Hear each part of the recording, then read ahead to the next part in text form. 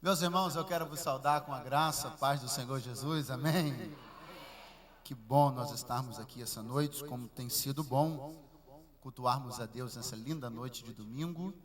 E eu estou muito feliz com essa tão tremenda oportunidade que o Senhor está me dando de poder hoje cooperar com esse trabalho que, se eu não estivesse aqui participando como pregador, estaria empolgado e intercedendo também, porque essa igreja, independentemente de eu pregar no trabalho ou não, essa igreja é uma igreja que eu tenho muito carinho, que sempre me recebe de uma forma muito gratificante para mim, como pregador, para minha família. Então, eu estou feliz com o evento, com a iniciativa, estou feliz com o pastor Christian, com a pastora Daniela e Cristina, com o trabalho que estão realizando aqui.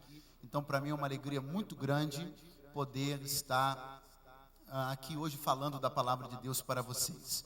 Eu gostaria de que nós pudéssemos observar o texto da palavra do Senhor. Por favor, abra comigo a sua Bíblia no livro do profeta Ezequiel, capítulo de número 28. Nós vamos, na verdade, ler 3 textos. É necessário que se faça assim. É preciso que nós façamos dessa forma. Você vai entender por quê. Ezequiel 28. Pastor Christian, muito obrigado pela oportunidade, pela honra que o senhor está me dando aqui. Pastora Daniela e Cristina, serva do Deus vivo, meus amigos Marquinhos Menezes e Lilian, cadê a nossa irmã Andréia, que eu vi por aqui também, serva do Senhor, que sempre nos recebe com tanto carinho aqui no culto das sextas-feiras. Jairo, uma alegria especial, estar no evento com o Jairo é a certeza de que haverá espiritualidade, talento, graça e unção. Então isso para um pregador já é meio caminho andado, né? Então, Deus seja o Pai. Fala glória a Deus aí, pessoal. Fica com vergonha não, né? Ele sabe que ele é uma benção mesmo. Ezequiel 28. Queridos, eu estou com o meu material lá fora. Se eu disser quantos DVDs eu trouxe aqui, vocês vão até rir de mim, mas não riam não, tenham misericórdia. Eu tenho 55 DVDs lá para uma multidão dessa de gente. 55 DVDs só o pastor Marcelo Graça comprava, mas eu vou pedir para ele não comprar, para ele deixar vocês comprarem também. Se eu só desejaria, ele comprava sozinho, mas não compra todos, pastor Marcelo, por favor. Deixa o pessoal, nem você, Jair, por favor, deixa o pessoal lá, tá? Mas está lá fora para a glória de Deus. Ezequiel 28, verso 1, vamos começar uma pequena maratona. Veio a mim a palavra do Senhor dizendo: filho do homem, dize ao príncipe de Tiro, assim diz o Senhor, visto que se eleva o teu coração e dizes, eu sou Deus, sobre a cadeira de Deus me assento no coração dos mares, e não passas de homem e não és Deus, ainda que estimas o teu coração como se fora o coração de Deus. Pois bem, vamos dar um salto, um avanço, o Evangelho de Jesus, segundo Marcos, capítulo 7. Evangelho de Jesus, segundo Marcos, capítulo 7. O verso é o 24.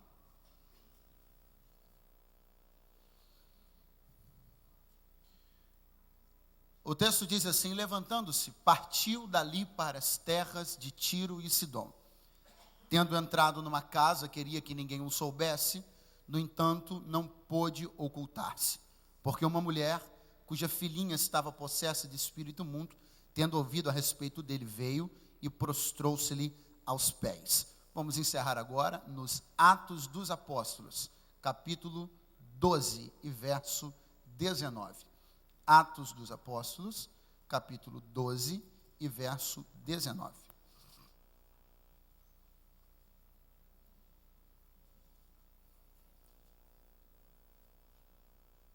Melhor, é o verso 20. Ora, havia séria divergência entre Herodes e os habitantes de Tiro e Sidom.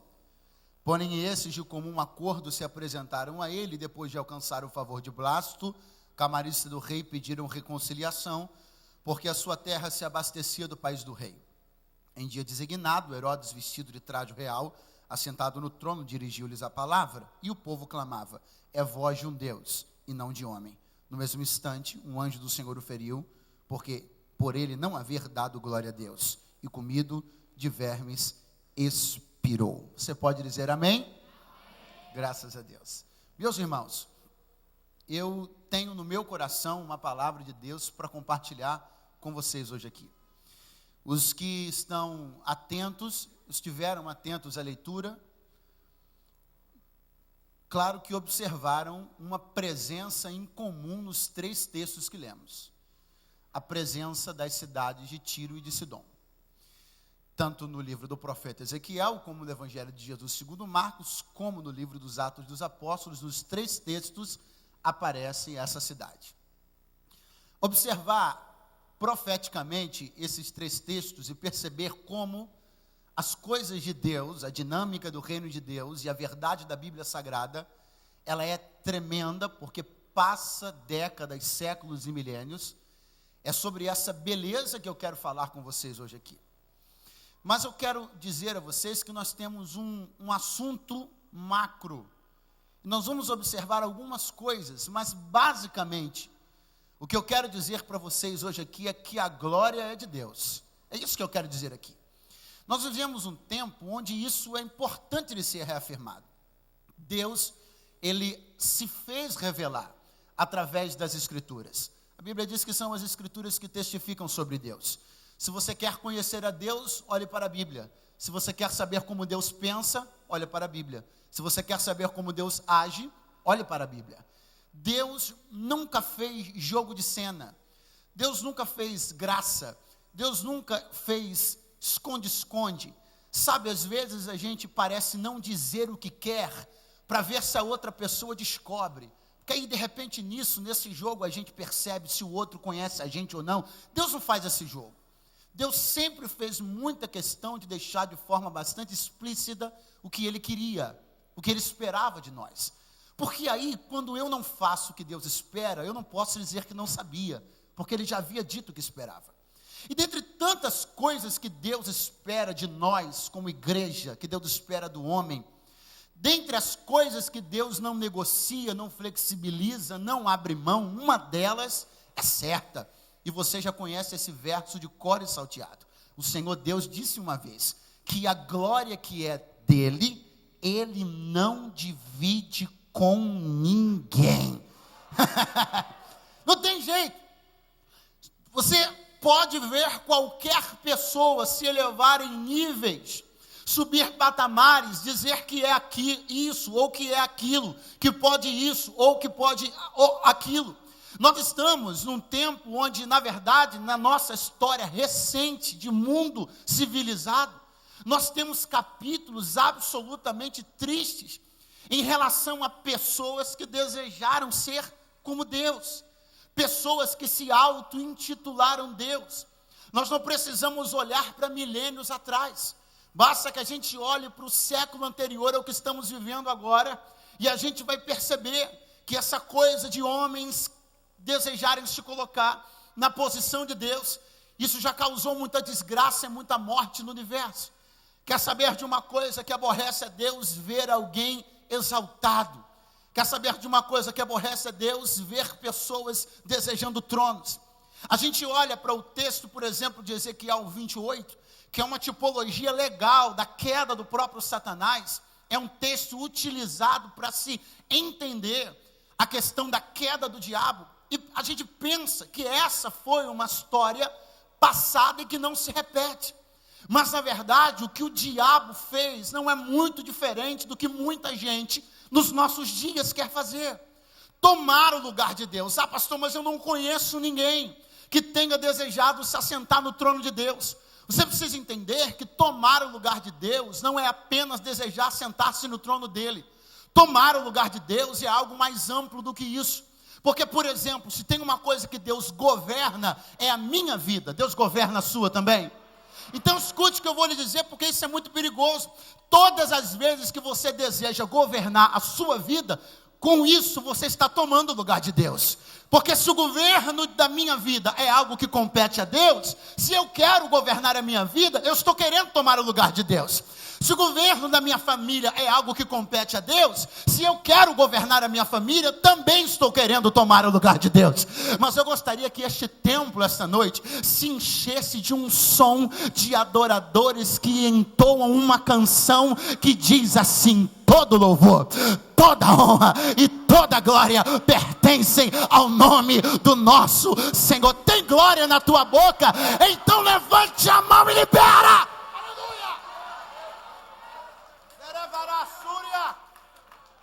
Nós precisamos entender isso.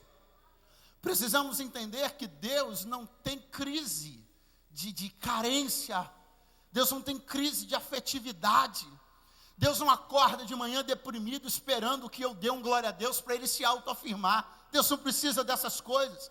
Mas é fato que o exercício da glorificação do nome do Senhor pela minha boca me edifica. Pastor, edifica, porque a Bíblia diz que Abraão foi edificado na fé, dando glória a Deus. Pastor, e o que mais faz? No mínimo, mostra e prova. Deus não se torna mais Deus quando eu digo glória a Deus, mas o diabo fica envergonhado quando eu digo glória a Deus. A coroa de Deus não brilha mais quando eu adoro, mas o inferno engata a marcha ré quando uma igreja adora.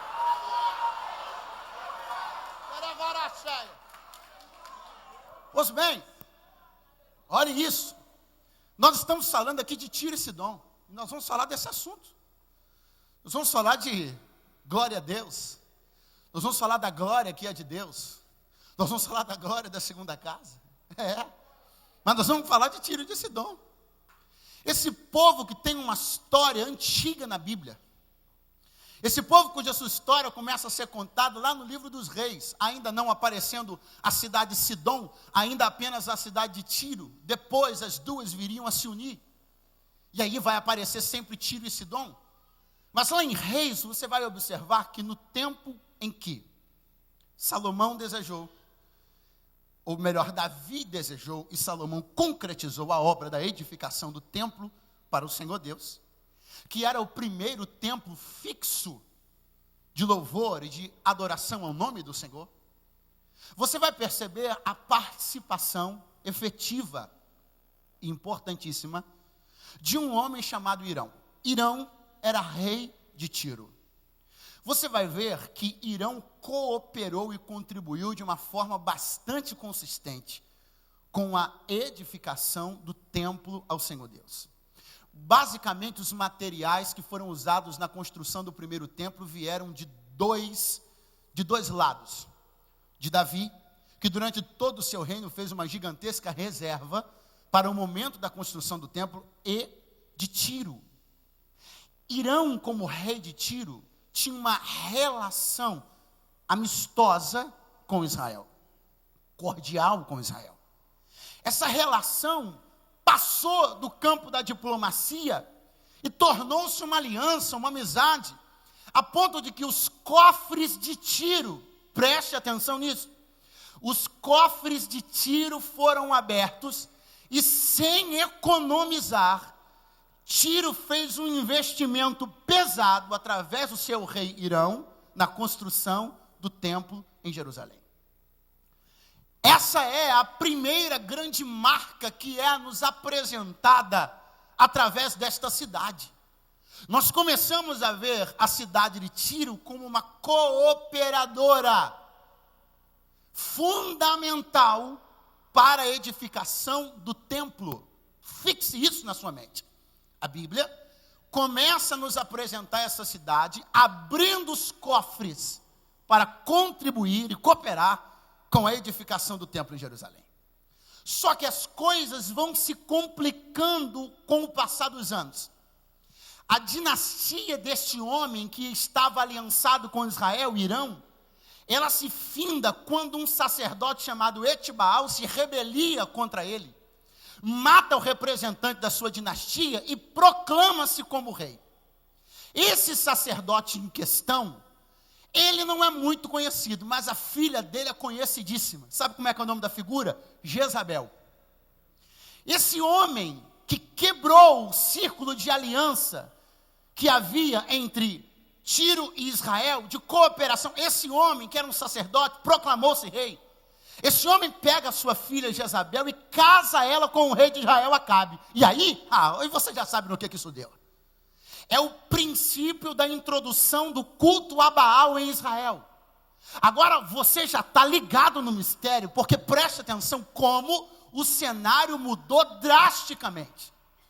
Porque num primeiro momento nós temos uma Tiro que abre os cofres para cooperação.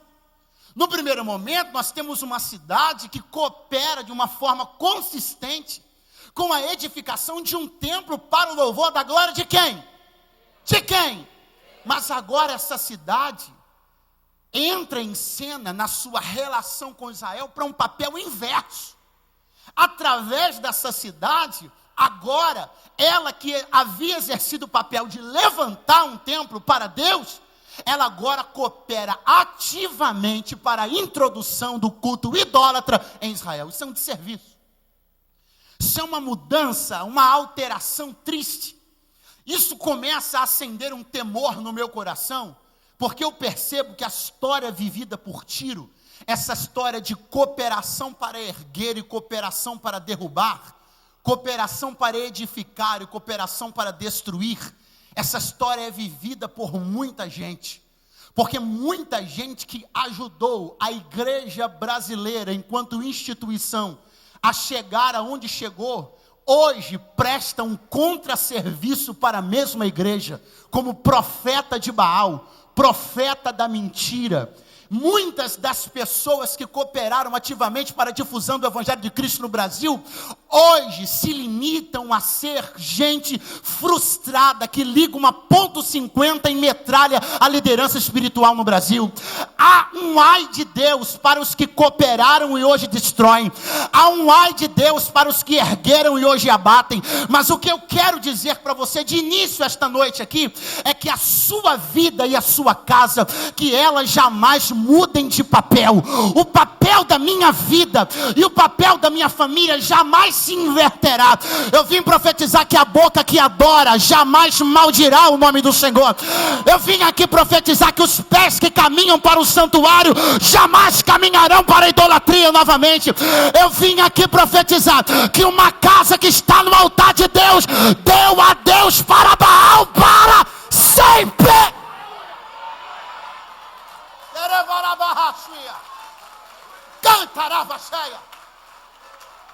Segure na mão desta pessoa linda que está do seu lado.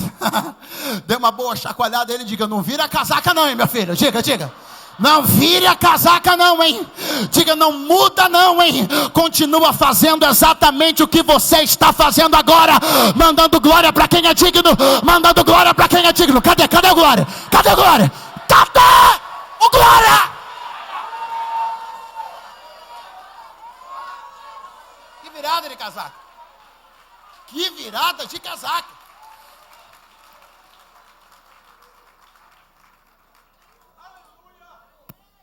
A coisa ficou tão séria. Israel está contaminado por essa praga chamada idolatria. Entrou com força, criou raiz, ficou e parecia que não ia sair nunca mais. A Tiro que coopera é agora a Tiro que derruba. E a coisa fica tão séria, a coisa vai ficar tão séria, que veja só que coisa terrível. Veja só que efeito contrário. Diga para mim, qual foi a maior razão que levou Deus a permitir o cativeiro de Jerusalém? Idolatria. Não houve nada que tivesse aborrecido tanto a Deus. Ei, as pessoas falham, você pensa que Deus não sabe disso? As pessoas se entristecem, falam que não devem, você pensa que Deus não sabe disso?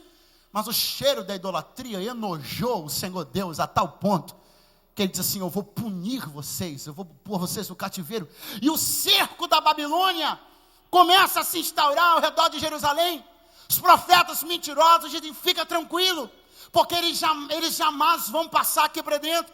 Nós temos o templo, e no templo está a arca. Quem tem templo e quem tem arca, o inimigo não destrói. Tinha templo, tinha arca, mas não tinha fidelidade. Tinha móveis, tinha paredes, tinha madeira, tinha status, mas não tinha coração. Não é isso que segura um povo, não é isso que segura uma igreja. O que segura uma igreja é fidelidade ao Deus de toda a terra. Narai. Eu estou sentindo uma graça tão grande aqui que eu vou sair voando daqui a pouco. Escute isso. Não era. E lá dentro, gente comprometida com a verdade, dizendo, não é assim não, hein? Deus mandou dizer que entregou todo mundo que está aqui na mão deles. Eles vão entrar e vão arrebentar com tudo. Não deu outra. Entraram, tiraram fogo na cidade, sequestraram gente, mataram sacerdotes e derrubaram o templo. Fizeram o quê? Fizeram o quê? O templo está no chão. Onde essa história de templo derrubado, de cidade saqueada, onde essa história começou? Começou na idolatria. E a idolatria entrou por causa de quem? Tiro. Então a Tiro que ergue o templo, é a Tiro que coopera para a sua destruição. Eu não estou falando aqui alegoricamente, profeticamente, estou falando literalmente. Tiro ergueu e derrubou. Em Ezequiel 28, a coisa já está em níveis. Deus está irado. Deus tem um ai na boca. Deus está revoltado. Porque não bastasse essa cooperação direta com a introdução do culto idólatra em Israel, ainda tem gente em Tiro dizendo que é Deus. Aí que acabou com tudo. Deus ficou bravo. Ezequiel, abre esta bocarra santa e fala, meu filho. Fala, porque tem alguém aí dentro de Tiro que é homem, mas está se sentindo, se achando como Deus. E está por aí dizendo que vai se assentar no trono de Deus no meio dos mares. Manda recado para ele que eu vou tirar ele do lugar onde ele está pensando que está. E aí a gente sai de Ezequiel 28 com uma marca. Essa marca é tão profunda, é uma marca tão contundente, porque escute isso, quando nós vamos falar sobre a queda de Satanás, nós usamos o texto de Ezequiel 28.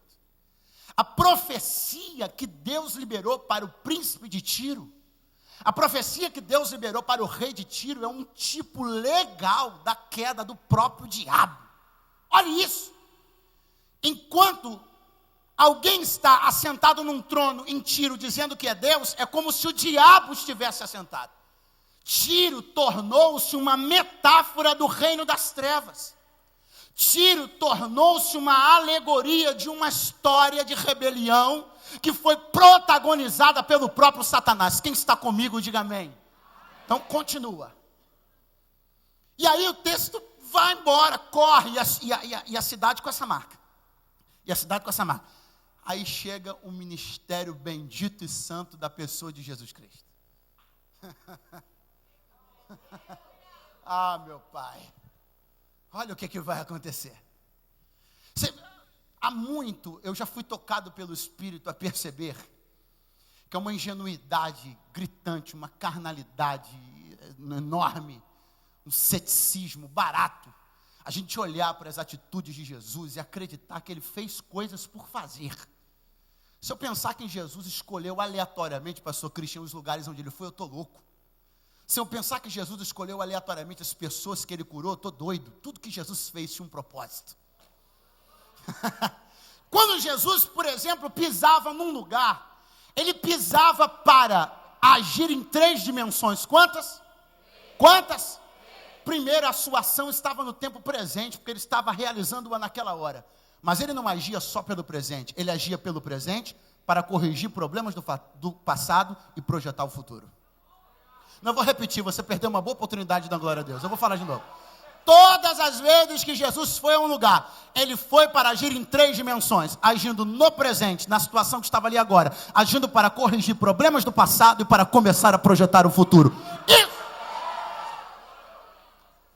Nessa dinâmica, nessa fé, que essa aqui, eu vim pregar uma mensagem de fé. Nessa fé, é que o meu e o seu Jesus vai passar nos termos de Tiro e Sidom. Isso aqui é uma coisa estranha. Estranha porque Jesus baseou o seu ministério basicamente em 2 principais regiões, Judéia e Galiléia, passando eventualmente por Samaria, que estava no meio das duas. Jesus foi a Samaria no mínimo umas 2 vezes, de uma maneira mais eficiente. Das outras ele apenas passou, mas sempre na Palestina. O ministério de Jesus se desenvolve e é exercitado na região da Palestina. Em uma, eu disse 2, não, né? Eu disse 5, eu disse o quê? Em uma única oportunidade, os pés do meigo nazareno pisam fora da Palestina. Uma. Foi justamente quando ele entrou em Tiro e Sidom. Quando eu olho para isso aqui, eu não posso pensar que isso foi à toa. Porque como é que alguém vive 33 anos num território, numa única oportunidade? Ele põe o pé fora desse território. Isso não foi por acaso. Alguma coisa de profética, de espiritual, de tremenda, de emblemática, alguma coisa de terrível, de revolucionária, de gloriosa, de poderosa, de ungida, de graciosa, de restauradora, de restituidora, de magnífica, alguma coisa ele foi fazer lá. Eu começo a entender a razão da entrada de Jesus em Tiro quando eu olho para o livro de Josué. Porque no livro do profeta Josué, você sabe que uma das tônicas do livro é a entrada dos filhos de Israel em Canaã. E, consequentemente, a posse dessa herança no Senhor. O livro de Josué se destina, em um bom pedaço dele, a descrever, a delimitar os espaços que deveriam ser ocupados por cada uma das tribos. Josué chamava uma tribo e dizia: o território que você vai se apossar é esse aqui, está vendo aquele lá? Depois daquele monte lá, é isso aí, vamos desenhar um mapa aqui, você fulano, tribo tal, a sua terra é essa, vai lá e conquista, bota quem está lá para fora, dá um jeito, expulsa gigante, dá uma machada, uma sapateada, a terra é tua, vai lá e era assim. Quando chegou na vez de Azé, Josué começou a listar: isso aqui é seu, isso aqui é seu, isso aqui é seu, isso aqui é seu. Azé, vai olhando para o norte. Vai olhando para o norte, estou olhando, vai olhando. Você está vendo lá no extremo, quem está lá, Josué? Lá está Tiro. Quem está lá, Zé? Tiro e Sidom. Está lá, mas é teu. Vai fazer parte do mapa da Terra Santa. Você entendeu, Azé? Entendi, sim, senhor. Quando Josué virou as costas, acho que Azé olhou e falou: rapaz, aquilo está longe demais da conta. Lá, fora que o povo de lá é brabo demais, tem um negócio do diabo que sentou no trono, eu vou lá, nada, você está louco. Até onde que eu tenho que ir, Josué? Até lá. Então, vou fazer o seguinte, eu vou vir só até aqui. Eu finalizo o mapa aqui e deixo Tiro e Sidom para lá. Só que você precisa entender que existe o mapa de Deus e o mapa dos homens. E o mapa de Deus sempre prevalece. Escute, Deus, através de Josué, desenhou um mapa. E ele disse: Azé, está vendo Tiro e Sidom? Estou vendo, é sua. Tem que fazer parte do mapa. Está entendendo, Azé? Tô. Mas Azé se acovardou, pegou e puxou para trás o mapa e não foi até aqui. Foi só até aqui. Aí vem Jesus.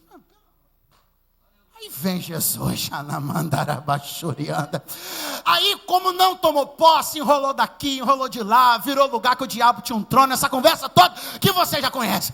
Aí vem Jesus, sem espada na mão, sem escudo, sem lança, mas cheio de poder, graça, unção, autoridade e palavra. Ele vem subindo o extremo norte da Galileia, e alguém está dizendo assim: Senhor, o território da Palestina já acabou, você vai pisar em território gentil.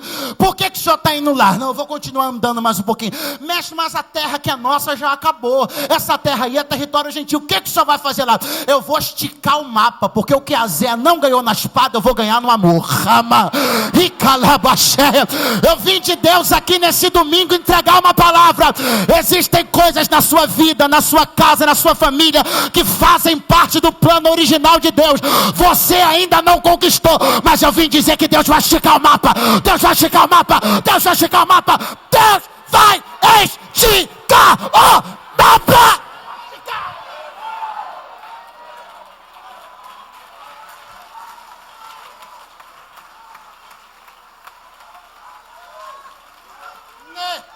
Segure na mão de quem está do teu lado aí. Fala para ele: Jesus está caminhando hoje na direção dos territórios que você não conseguiu conquistar, porque eles fazem parte do plano original. Pastor Cristian, eu estou vendo Jesus caminhando hoje, e cada passo que ele dá, ele está puxando o mapa para frente. Cada passo que ele dá, ele está puxando o mapa para frente. Cada passo, que se segurem os gigantes, que se segure Satanás. Pastor, o diabo botou um trono lá em casa, ele vai ter que dar um jeito de tirar. Ele vai esticar o mapa.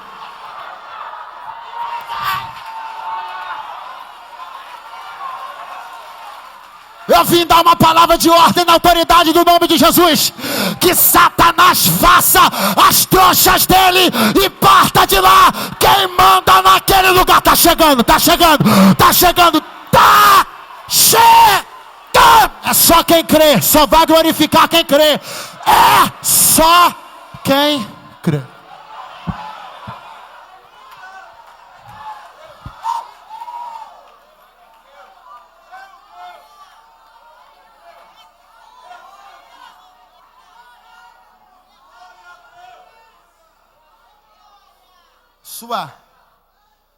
Seu limite de conquista, de atuação, tem uma linha. Seu limite de conquista, de atuação, tem uma linha. Mas fala para o vizinho, dá uma olhada no mapa. Falei para ele, diga, mas não é no mapa da sua covardia. É no mapa que o Senhor escreveu. Diga para ele, dá uma olhada no mapa. Fala para ele, dá uma olhada no mapa. E veja como o seu mapa acaba aqui, mas o de Deus ainda tem alguns quilômetros à frente. Renuri, omentria, renociando comentaravaxé, alamanto covassuri quemproviaia. Não fique escandalizado com a minha língua estranha, não. Esse evento aqui é de avivamento. O bicalando reprovar, amante o que valamando reprocatar, amando reprovinarabaxanda, emanto candalabaxéia. Vai adorando, porque enquanto você adora, Deus está esticando o mapa. Vai adorando, porque enquanto você adora, Ele está esticando o mapa. Está esticando o mapa. Está esticando o mapa.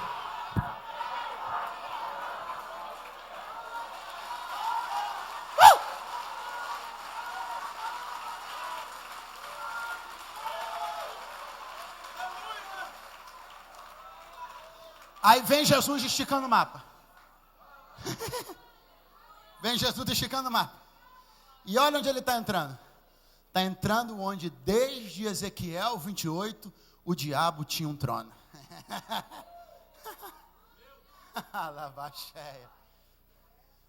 Aí quem vem? Vem saindo daquelas cercanias. Uma mulher que estava com um problemaço em casa. A filha estava miseravelmente endemoniada. Não por acaso, o problema que Jesus foi resolver em Tiro e Sidom não era de saúde física. Não por acaso o problema que Jesus resolveu em Tiro e Sidom era de possessão maligna. A guerra era diretamente com quem tinha um trono lá. Aí vem a mulher. Ela veio do jeito certo. Fala para umas 3 pessoas, ela chegou do jeito certo. Nome da terra. Não tinha jeito melhor para essa mulher chegar, gente. Não tinha. Ela chegou do jeito certo. Sabe por quê? Ela chegou adorando. Gente, escute isso aqui. Chegar adorando, por si só, já é o melhor jeito. Por si só. Mas nessa conjuntura de Marcos 7, aí que rebentou. Porque a Bíblia diz que ela vem saindo daquelas cercanias. Ela vem vindo do lugar onde o diabo tinha um trono e glorificando ao nome de Jesus. Não, você não entendeu.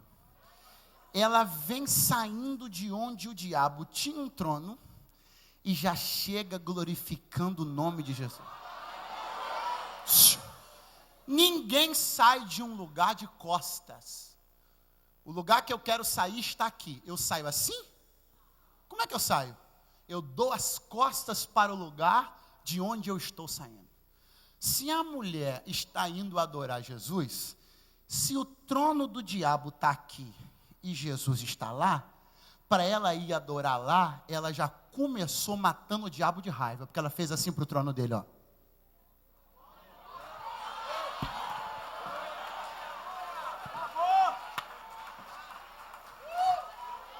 Chacoalhe umas 5 pessoas aí. Chacoalhe umas 5 pessoas. Diga, o diabo já está desesperado. Diga, antes de você dar um glória a Deus aqui na igreja, Ele já estava desesperado. Sabe por quê? Você deixou o trono dele lá, deu as costas para o trono dele e veio aqui adorar. Quem veio adorar? Levanta a mão para o céu.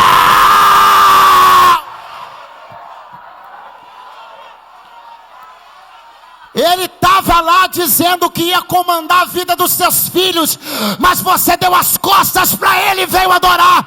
Ele estava lá dizendo que ia enterrar teu marido na droga, mas você deu as costas para ele e veio adorar.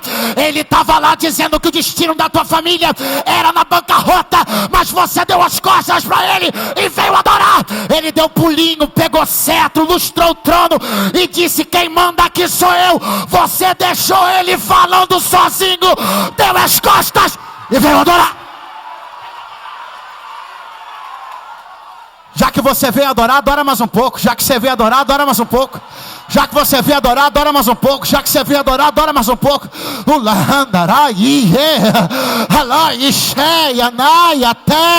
Pastor, mas eu não fiz nada.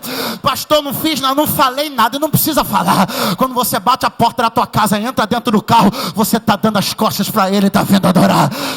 Tá! Isso então me diz. A adoração desta mulher mexe com Jesus. Os discípulos são fracos de memória. Os discípulos estão dizendo: mestre, a mulher está incomodando, vamos mandar ela embora. Os discípulos estavam desligados, irmão. Aquele som não era incômodo. Aquele som era um estrondo no inferno. O barulho da adoração daquela mulher era o barulho de alguém que virou as costas para o trono do diabo. Eu sei perfeitamente bem que aqui existe gente oriunda de outras crenças. Sei perfeitamente bem que existe gente aqui que tem uma tradição familiar no catolicismo apostólico romano. Eu sei que gente aqui que tem uma tradução familiar no espiritismo, na umbanda, na quimbanda. E você está aqui hoje sofrendo, chorando. Você está aqui hoje apertado, está numa guerra, está numa luta. Está dizendo: pastor, o negócio está difícil para o meu lado. Você está entendendo por que isso tudo aconteceu? Porque quando você decidiu adorar, você virou as costas para tudo isso. Você virou as costas para Maria, virou as costas para os ídolos, virou as costas para os textos, virou as costas para tanta coisa. E é verdade que não está sendo fácil, mas eu vim dizer uma coisa para você: não existe nada que o diabo prenda, que esse que você está vindo adorar não tenha poder de soltar. Ele segurou tua filha, ele segurou teu filho, ele segurou teu marido, ele sequestrou teus bens e disse: se você der as costas para mim, eu te mato. Se você der as costas para mim, eu vou falir tua empresa. Mas eu vim de Deus dizer: caminha sem medo na direção de Jesus, vire as costas para ele. Pastor, quem é que me garante? O Senhor? Eu não. Quem garante é ele. Quem garante é ele. Quem garante é ele.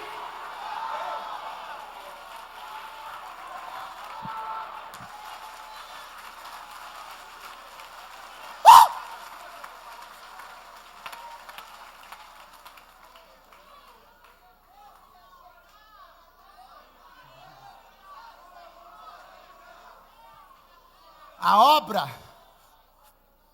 que Jesus está realizando é profunda. Ele está puxando o mapa. Está entrando como Deus, como Senhor.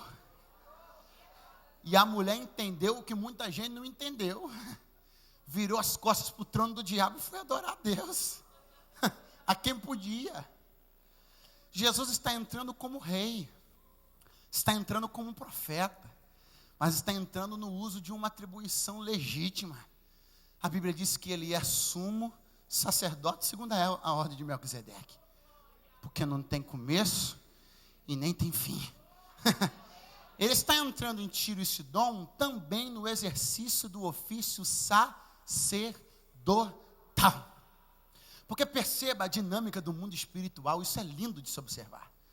Perceba a ordem que há no mundo espiritual. Perceba o rigor dos critérios do mundo espiritual. Quando a história de Tiro e Sidom começou a descer a ladeira espiritual? Quando a dinastia de Irão acabou. E quando foi que a dinastia de Irão acabou? Quando um homem rompeu com essa dinastia. E quem foi que rompeu? Ele disse, foi um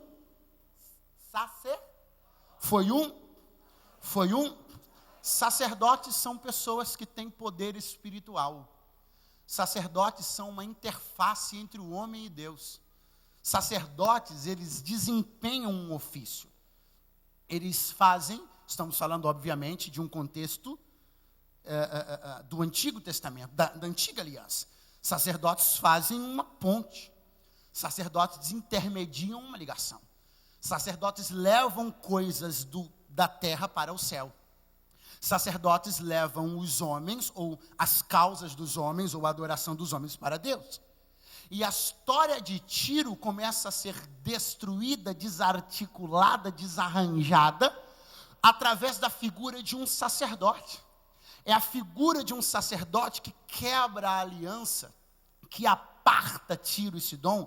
É a figura de um sacerdote que introduz o culto a Baal. É a figura de um sacerdote que distancia definitivamente esses dois povos. Então é por isso que eu estou dizendo que Jesus entra em Tiro e Sidom, também no uso da sua atribuição sacerdotal, porque apenas um sacerdote pode reconstruir a ponte que um outro quebrou. Uramante, revácia.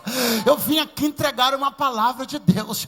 Deus está reestabelecendo a conexão entre você e o céu. Deus está reestabelecendo a conexão entre a sua casa e o céu. Eu vim dizer que algumas coisas na sua casa vão começar a mudar. Eu vim ser tão ousado pelo Espírito, que vim dizer que até o cheiro, pastor, o senhor está falando uma questão espiritual? Não, eu estou falando literalmente que até o cheiro da sua casa vai mudar, porque casa onde o sumo sacerdote entra, a ponte quebrada é reedificada. Casa onde o sumo sacerdote entra, o que estava apartado se unirá novamente para a glória de Deus.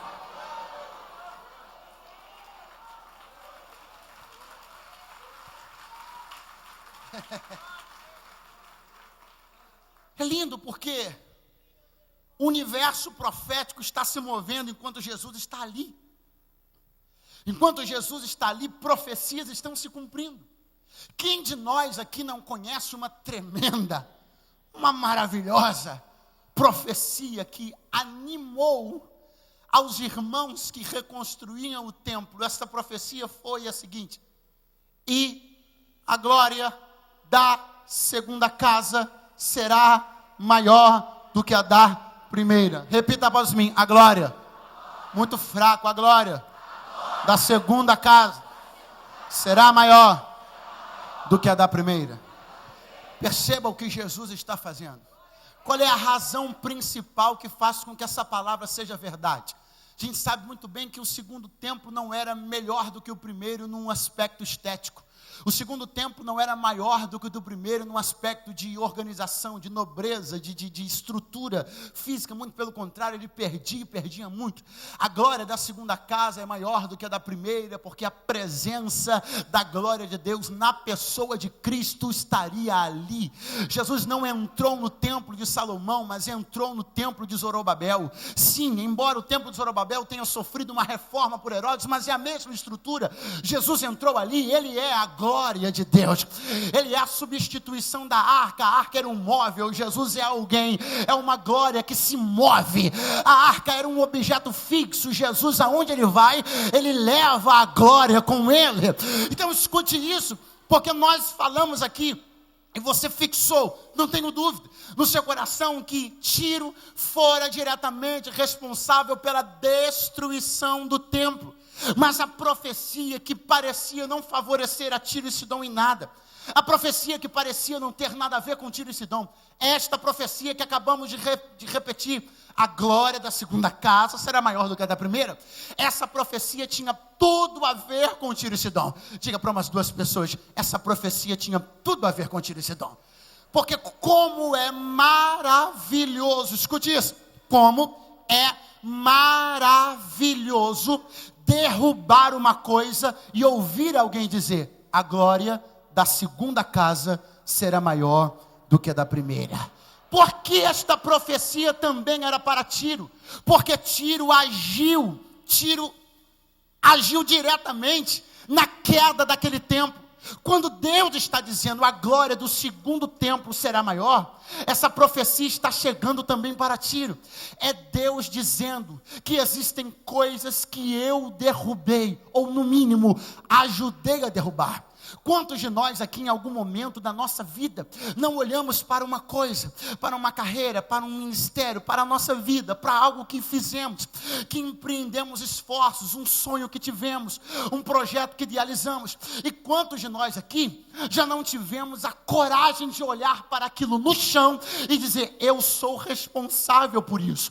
Eu não vou dizer que foram os caldeus que derrubaram, derrubou porque eu errei, derrubou porque eu agi da maneira errada. Quantos de nós já não tivemos alguma vez a clareza de olhar para algo no chão e dizer assim, a culpa é minha, eu tomei as decisões erradas, eu não agi quando deveria estar no chão. Mas quando Tiro olhava para o templo que ela ajudou a levantar e ela mesma ajudou a derrubar, ao mesmo tempo vinha a voz profética de Deus dizendo, a glória da segunda casa será maior do que a da primeira.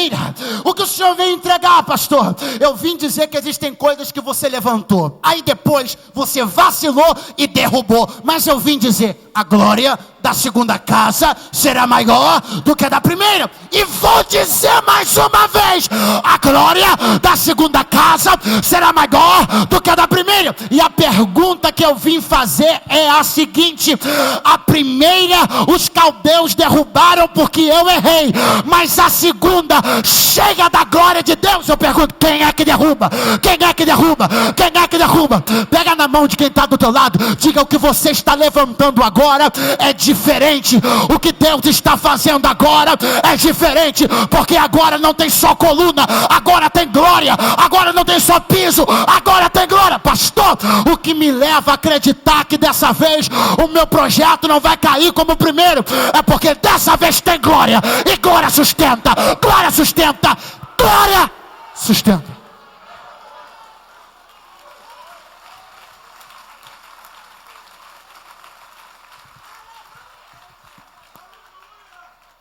Tiro recebe uma enxurrada de bênção. A glória da segunda casa está pisando em Tiro. A própria glória se moveu de Jerusalém e foi até Tiro. Tiro recebeu a visita da glória, a visita de Cristo. É uma palavra de conforto para um povo que derrubou um templo, mas que está vendo a glória da segunda casa diante deles agora. Jesus saiu, foi uma visita rápida, e eu concluo agora. Uma visita poderosa, uma visita emblemática, mas uma visita rápida. Jesus sai e Tiro e Sidom parecem sumir um pouco do cenário, até reaparecerem com força total em Atos 12. Não se preocupe, não vou utilizar nem um nono do tempo que utilizei para falar das outras coisas, para falar de Atos 12.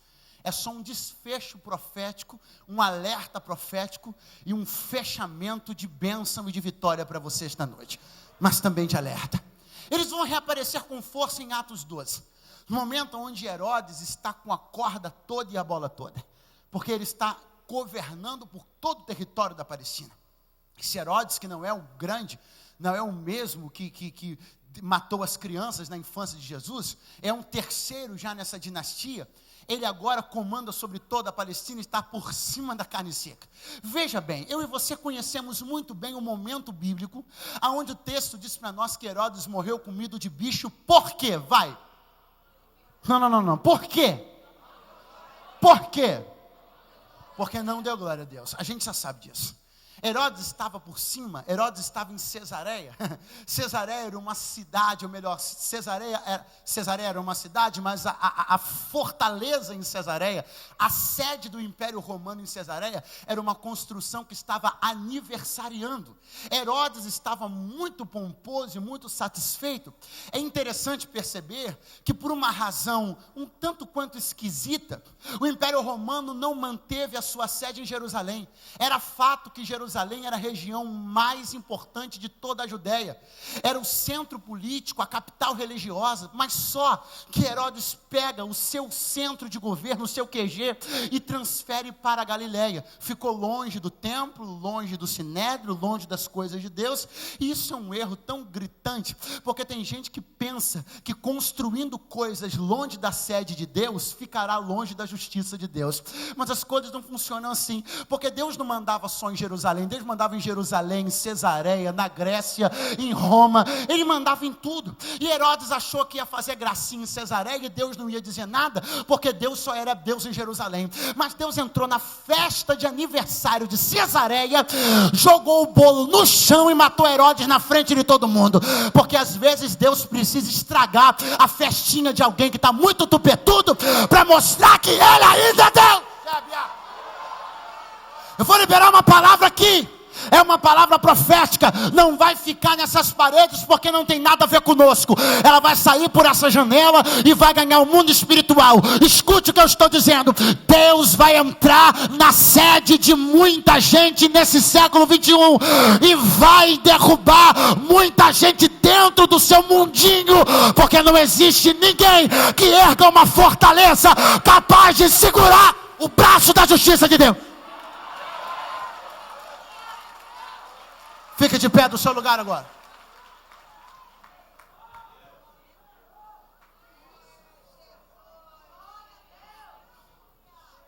Sabe o que a gente já sabe? A gente já sabe que Herodes morreu comido de bicho, por quê? Mas você prestou atenção no começo do versículo? Você prestou atenção que a Bíblia diz que havia uma séria divergência entre Herodes e os de Tiro e Sidom. Herodes morreu comido de bicho na frente de uma plateia, mas o verso anterior explica que plateia era essa, e a gente não tinha percebido isso. O verso anterior diz que Tiro e Sidom tinham uma divergência com o rei. Tiro e Sidom se alimentavam dos legumes, das hortaliças produzidas na Galileia, e estava tendo alguma guerrinha comercial, dessas que de vez em quando a gente vê na televisão, entre Tiro e Sidom e Herodes. Herodes deve ter fechado as portas e não vão vender nada para eles, eles que morram de fome, estava aquele negócio. Os de Tiro e Sidom conseguiram uma audiência com Herodes através da influência de um camarada chamado Blasto. E aí a Bíblia diz que Herodes, em dia marcado, vestiu-se de vestes reais e foi para frente da plateia e dirigiu-lhes a palavra. Peraí, com quem ele estava falando? Ele estava falando com aqueles que marcaram a audiência. Quem marcou a audiência? Quem marcou a audiência? Vou repetir. Ele estava falando com os que marcaram a audiência. Quem marcou a audiência? Quem marcou a audiência? Herodes está se achando Deus. E o povo de Tiro e Sidom, que era marcado por lugares por ser um lugar onde homens queriam ser Deus, e onde Jesus tinha entrado para dar uma oportunidade, o povo está diante dele. E você sabe quem foi que gritou, voz de Deus e não de homem? Os de Tiro e Sidom. Então eu quero encerrar essa mensagem, antes de fazer o apelo, dizendo para você que a visita de Jesus na tua Tiro e Sidom, para fazer você dar as costas para o trono do diabo, para fazer essa coisa toda que eu já falei aqui, a visita de Jesus na tua Tiro e Sidom precisa produzir um fruto. Escute qual?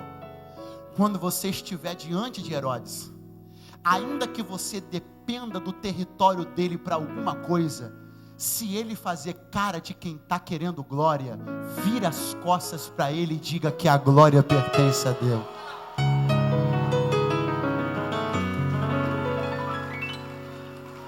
O texto é claríssimo em dizer para nós que eles dependiam. Diga para quem está ao seu lado, dependiam. Ô palavrinha que está fazendo muita gente dizer para Herodes que ele é Deus. Dependência. Tiro e Sidom precisavam dos alimentos que saíam da mão de Herodes. Herodes fechou a mão e disse, não dou mais nada. Tiro e Sidom abriu a boca e disse, você é nosso Deus. Mentira. Eu vim dizer para você, não coma na mão de Herodes. Deus é o único Deus na sua vida. Pastor, mas o meu chefe, e daí? Pastor, e daí? Pastor, mas e daí? Não tem ninguém que tire da minha boca o louvor que pertence somente a Deus. Eu quero ver se você entendeu essa palavra. Levanta as duas mãos para o céu. Quando eu disser, solta o grito da adoração. Quando eu disser, você vai gritar comigo 3 vezes. Só o Senhor é Deus. Só o Senhor é Deus. E só o Senhor é Deus. Você está preparado? Dá uma boa olhada para frente, porque não é o púlpito que está aqui, não somos nós. Quem está de frente para você é Herodes. Ele está fechando a mão e está dizendo, eu vou te prejudicar. Ele está fechando a mão e está dizendo, vamos quebrar o acordo comercial, tu vai morrer de fome. Ele está fechando a mão e está dizendo, eu estou com roupa de glória, abre a boca e glorifica o meu nome. Mas não é isso que vai acontecer. Vai acontecer que você tire esse dom que recebeu a visita de Jesus e deu as costas para o trono do diabo. Você vai gritar, só o Senhor é Deus 3 vezes, olhando na cara dele. Vamos lá, 1, 2, 3, solta o grito! A terceira, só o Senhor é Deus. Levanta a mão, manda a glória para cima.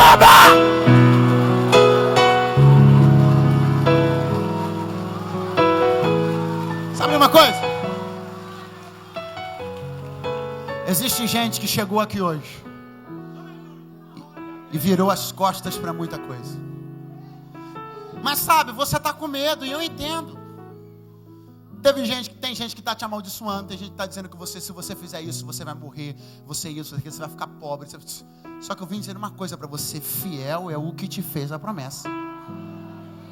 Existe gente que só não tomou uma decisão ao lado de Jesus ainda, gente que está frequentando essa igreja aqui, ó, mas não tomou uma decisão ao lado de Jesus ainda. Você sabe por quê? Porque ainda tem dependências com Herodes. Os acordos que você tem com ele ainda te amedrontam. Você tem medo da fonte da mão dele secar. Mas eu vim de Deus aqui te entregar uma palavra. Rompe isso hoje. Porque se esse Deus que eu sirvo não te sustentar, eu rasgo a minha Bíblia. Você não precisa de blasto. Você não precisa de camareiro. Você não precisa de audiência com Herodes. Você precisa dar para Deus a glória que é dele. É isso que você precisa. Eu quero chamar o primeiro corajoso que vai das costas para o trono do diabo e vai hoje reconhecer que Jesus Cristo é o Senhor. Saia do seu lugar e venha aqui nessa noite de domingo. Cada passo que você dá, Deus estará esticando o mapa da tua conquista. Há coisas poderosas para acontecerem na sua família. Aonde está a primeira pessoa para Jesus esta noite? Não fica com medo não. Das costas para o trono de Satanás e vem aqui da glória que é de Deus. A primeira já está vindo. Cadê a segunda?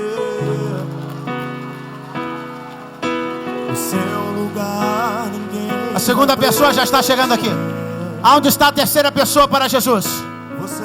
Deus quer entrar na sua casa, quer revolucionar a história da sua família. Onde está a terceira pessoa? Gente aqui do meu lado esquerdo, gente lá de trás, está aqui a terceira pessoa. Glorifique o nome do Senhor. 3 pessoas já deram as costas para o trono do diabo. Cadê o quarto? Aonde está a quarta pessoa para Jesus nesta noite? Aonde está a quarta pessoa para Jesus esta noite? Não tenha medo de quebrar a aliança. Não tenha medo de quebrar o acordo. A glória da segunda casa será maior do que a da primeira. Você derrubou muita coisa. Você falhou em muitos aspectos. Mas não está tudo acabado. Vem aí a glória da segunda casa. Onde está a quarta pessoa?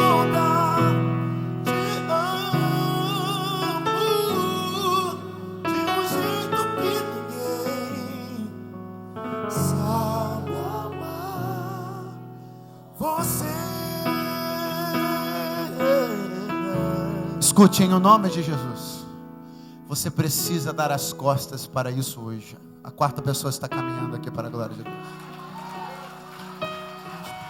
Você não pode mais, escute isso aqui. Você não pode mais permitir que o adversário brinque com você, te segurando. Ele está dizendo, eu sequestrei os teus bens, eles estão nas minhas mãos. Se você der as costas para mim, eu vou quebrar você, eu vou falir você. Mas eu vim dizer que do Senhor é a terra, a sua plenitude, o mundo, os que nele habitam. Dê um passo de fé na direção de Jesus hoje.